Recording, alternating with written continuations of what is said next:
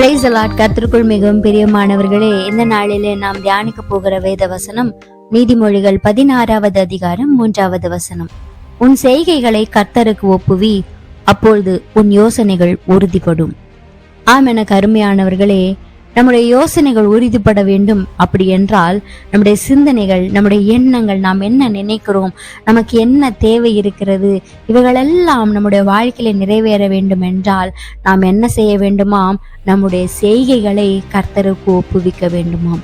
ஆனால் நாம் எப்படிப்பட்ட செய்கைகளை செய்கிறோம்? அந்த செய்கைகளை நாம் கர்த்தரிடத்தில் ஒப்பு கொடுக்கிறோமா என்று கேட்கும்போது அப்பொழுதுதான் நாம் சிந்திக்க வேண்டிய நிறைய காரியங்கள் இருக்கிறது.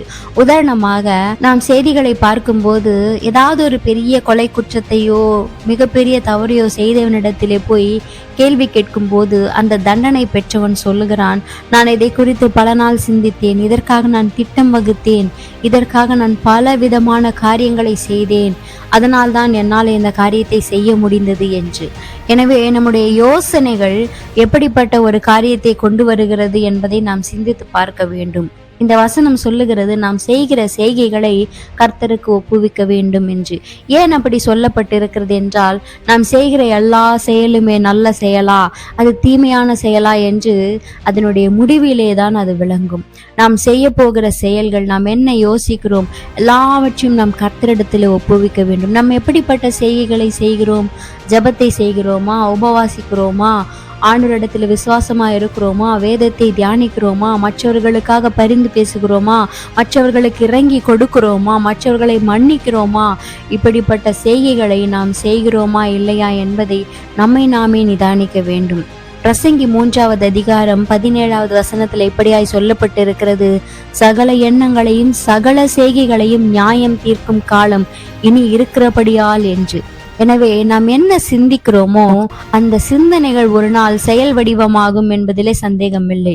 உதாரணமாக, மார்க் 9வது அதிகாரத்திலே ஒரு ஊமையான ஆவி ஒரு மகனை பிடித்து அவனை மிகவும் அலைக்கழித்த போது அவருடைய தகப்பன் ஆண்டவரிடத்தில் கொண்டு வந்து, ஆண்டவரே, என்னுடைய மகனை அந்த ஆவி பிடிக்கும் போதெல்லாம் அவனை மிகவும் அலைக்கழிக்கிறது, அப்போது அவன் நுரை தள்ளி பல்லை கடித்து சோர்ந்து போகிறான், அதை துரத்திவிடும் என்று அவரிடத்தில் கெஞ்சும் போது அதற்கு ஆண்டவர் அவனை நோக்கி, நீ விசுவாசிக்க கூடுமானால் ஆகும், விசுவாசிக்கிறவனுக்கு எல்லாம் கூடும் என்று சொன்னார்.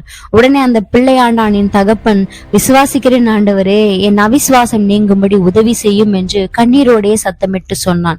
அவன், பாருங்கள், நான் விசுவாசிக்கிறேன் என்று அந்த நேரத்திற்கு ஒரு பொய்யை சொல்லிவிடவில்லை.